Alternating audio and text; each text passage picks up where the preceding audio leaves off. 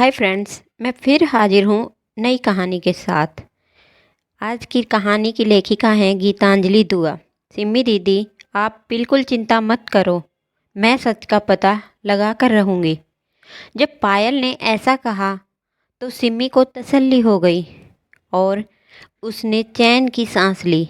पायल और सिम्मी दोनों ही देवरानी जिठानी कम और सहेलियाँ ज़्यादा लगती थीं। पायल थोड़ी तेज स्वभाव की थी और वहीं सिम्मी शांत और सरल स्वभाव की थी। दोनों की आपस में खूब बनती थी। लोगों को बहुत हैरानी होती थी कि उन दोनों को देखकर कि ये दोनों इतना नाजुक रिश्ता होते हुए भी आपस में एक दूसरे की इतनी घनिष्ठ मित्र कैसे हैं। जब लोग पूछते तो पायल जवाब दे देती कि सासू माँ की 5 बहुएं हैं, उनमें से मैंने अपने लिए सिमी दी को चुना है। उसका ये जवाब सुनकर सिम्मी को बहुत गर्व होता कि कोई उसे भी इतना प्यार कर सकता है। जहाँ किसी को 2 मिनट उससे बैठकर बात करने तक की फुर्सत नहीं थी, सिम्मी और पायल के अलावा बाकी की 3 बहुएं बहुत ही चतुर थीं और बस उनका ध्यान जायदाद, गहने और इन्हीं चीज़ों पर लगा रहता था। एक दिन सिमी की सास को न्योता आया कि उनके भाई के इकलौते बेटे की शादी है और उन्हें इसमें सम्मिलित होना है।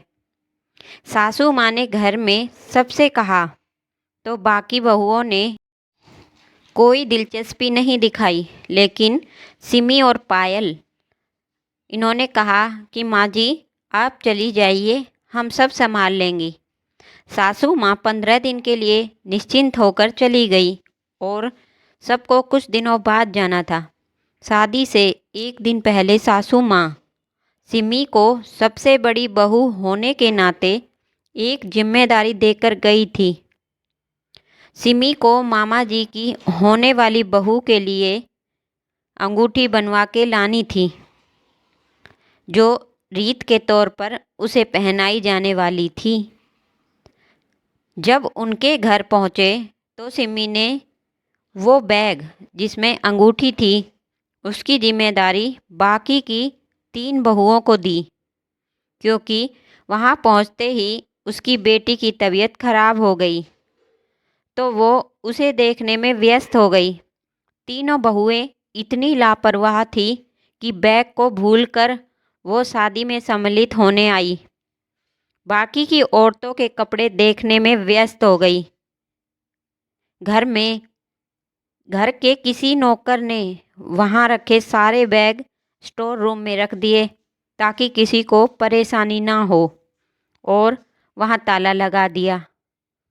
जब रीतें शुरू हुई तो सासू माँ ने सिमी से अंगूठी लाने को कहा।